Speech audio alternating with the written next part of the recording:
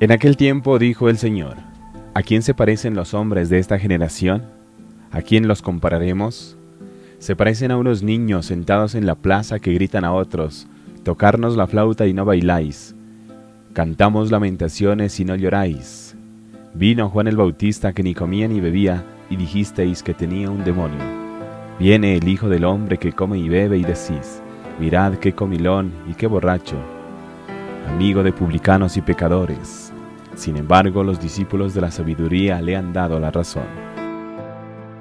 Bienvenidos a la reflexión del Evangelio de hoy, 20 de septiembre, donde vamos a hablar cómo San Lucas nos habla del Evangelio y cómo nos pone en dos situaciones. En primera medida nos habla de cómo hace una comparación y nos hace una pregunta al Señor de que cómo se puede comparar las generaciones de ahora, con quién se pueden comparar.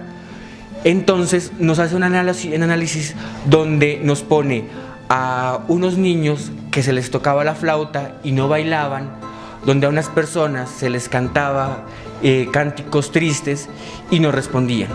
Entonces, analizando, se puede decir de que como el hombre, las generaciones actuales, no solo las de antes, sino las de ahora, no han tenido una respuesta a esto. Se ha generalizado una indiferencia, donde se ha centrado en nuestras generaciones el no responder, el no entender, el no, sea bueno o sea malo, pero no responder. La indiferencia se ha estado metiendo dentro de nuestros hogares y dentro de nuestras personas. El Papa Francisco ha hablado en estos últimos tiempos en términos de que se ha convertido en una gran globalización de la indiferencia, donde, como repetía, todos nos hemos vuelto indiferentes a lo que nos pasa y a lo que les pasa a los demás.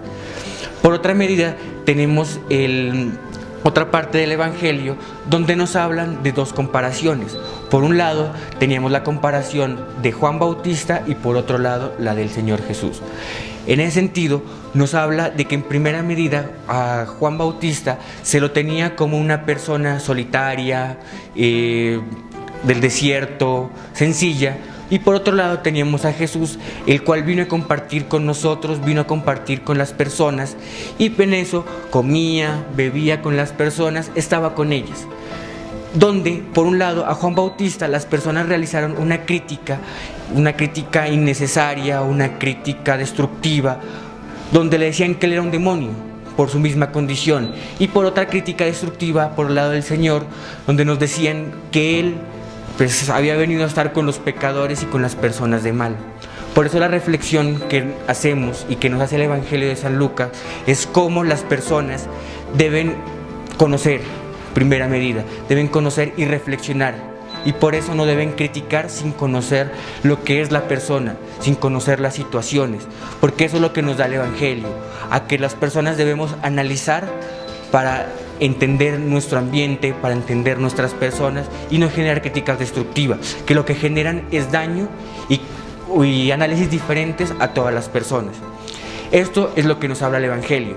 Por eso, como reflexión final, debemos analizar cada uno de nosotros, tanto jóvenes como adultos, como niños, debemos analizar la indiferencia de lo que le pasa a los demás, ser más conscientes, generar una respuesta a lo que les pasa a las personas, compartir con ellas, vivir con ellas, entenderlas.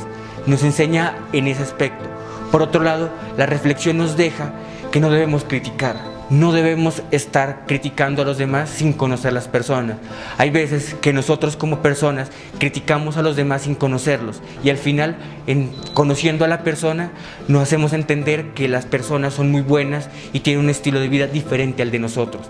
Por eso, muchachos, gente que nos ve en este momento, no seamos indiferentes, conozcamos lo que está pasando a nuestro alrededor y con las personas que están cerca a nosotros y a las personas en nuestro entorno, y no critiquemos, seamos y sigamos las palabras del Señor.